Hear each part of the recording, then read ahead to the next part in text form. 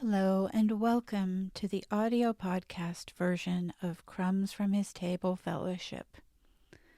The steadfast love of the Lord never ceases, and if you are in Christ, nothing can separate you from the steadfast love of God. This is your friend Christina. Today I'm bringing you a post called Jesus and Autoimmune Disease, which was originally written in the summer of 2022. The Thai rheumatologist looked at my husband. "Culture shock," he said. "There's nothing wrong with her but culture shock. Just push her through the first year or two, and she'll be fine." At my husband's side, I was too stunned for words. Could that really explain all the strange things happening in my body? Was it all in my head? 3 years prior to that conversation, I met my Amore at a missions prayer meeting at our Bible church. We discovered we were both students at Dallas Theological Seminary preparing for missions. At school, we became friends, then more than friends, bound by love of the Lord, good books, worship music, and teaching the Bible cross-culturally. When he proposed to me, we knew he was heading to the mission field soon, possibly within 6 months. We decided to marry before that, so we could learn the culture and language together. Everything about our courtship, engagement, and newlywed life served that goal.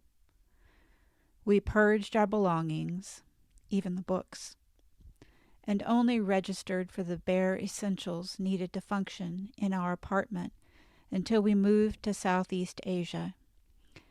In reality, our preparations took 1.5 years, during which we traveled frequently, building our support teams, training church leaders at home and abroad, and visiting family we would not expect to see for several years. We also spent dozens, maybe hundreds, of hours at coffee shops, mentoring younger friends, writing for our ministry newsletter, the Rose Garden Gazette, planning Bible studies, or relaxing together. We took in as much beautiful green space and live music as we could, stockpiling memories for life on the other side of the world. One unexpected challenge was obtaining health insurance with international coverage. During our engagement, I had lost 25 pounds, 10 more than my doctor preferred. A prior endometriosis diagnosis had required 1 surgery but was well controlled, and my blood pressure was chronically low. My diet was as healthy as we could afford, though, and I ran or walked several miles 6 days a week. That pre-existing chronic illness brought refusals from company after company until the very last option. They accepted us, and we accelerated our preparations for our move to Bangkok for the first 4 or 5 years of the rest of our lives overseas. Meanwhile, my fingers had started turning blue when I was cold. I knew that was called Raynaud's phenomenon, but nothing else seemed wrong, so we plowed on towards our calling and dream. In 2001, we moved to downtown Bangkok.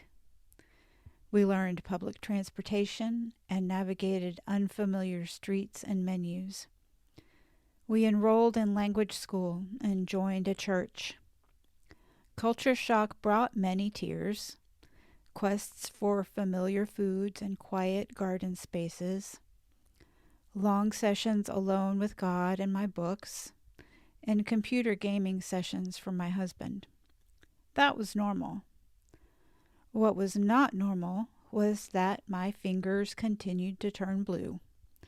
My hands often hurt.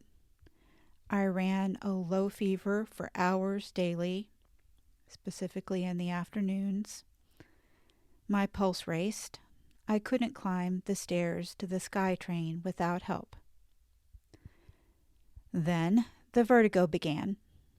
Without warning, sometimes in the middle of a conversation, the room would suddenly spin like a top set in motion. That was the first symptom that really scared me. We found an internist who spoke fluent English. She drew vials and vials of blood and determined liver and inflammation markers were very elevated. Combined with my symptoms, it might be lupus, she said. You need to see a rheumatologist. The rheumatologist ran more tests and diagnosed culture shock without explaining the persistently abnormal tests. Not satisfied, we kept returning for more tests, asking physicians stateside what to request. Hundreds of people around the world, from our church secretary to a visiting Anglican bishop, were praying for my healing. To all appearances, things were getting worse, not better. Fibromyalgia, the rheumatologist said with a wave of his hand. Nothing you can do. Research showed us the definitive symptom was specific tender points throughout the body, which I didn't have. We consulted a neurologist. He ruled out brain-based causes of the vertigo and echoed the first doctor. All your symptoms look like lupus. Your labs don't exactly fit the textbook profile, but if it quacks like a duck. By that time, we had already reached the same conclusion and were taking steps toward returning to the United States.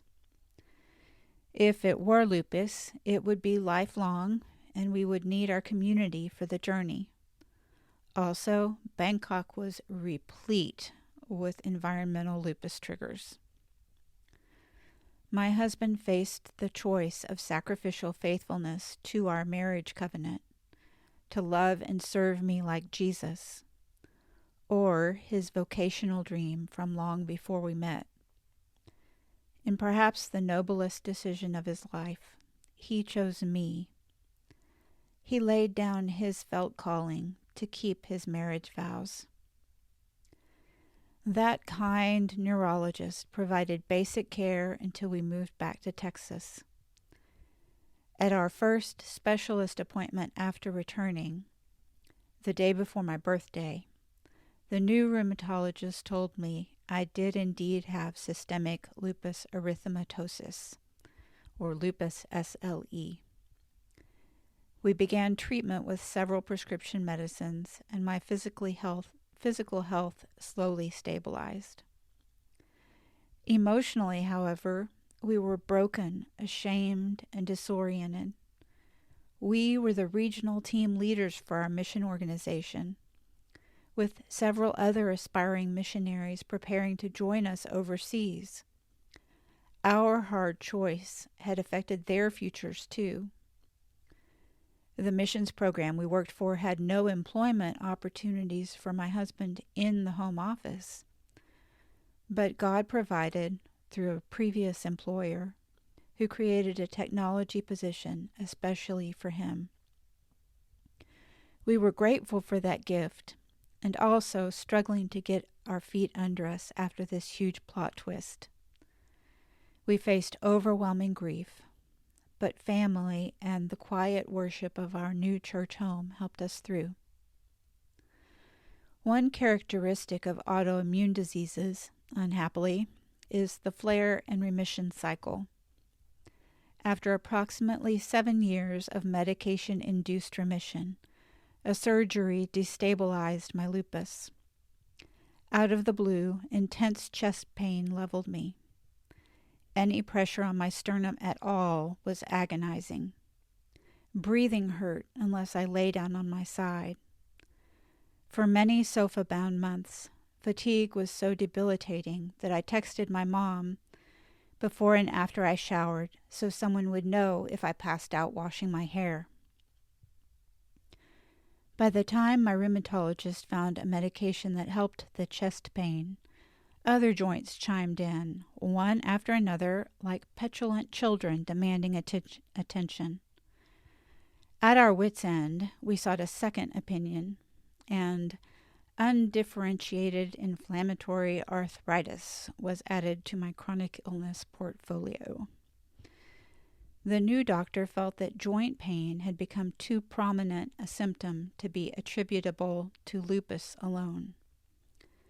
A few more specific arthritis labels have been considered since, but that big umbrella diagnosis is enough to access care.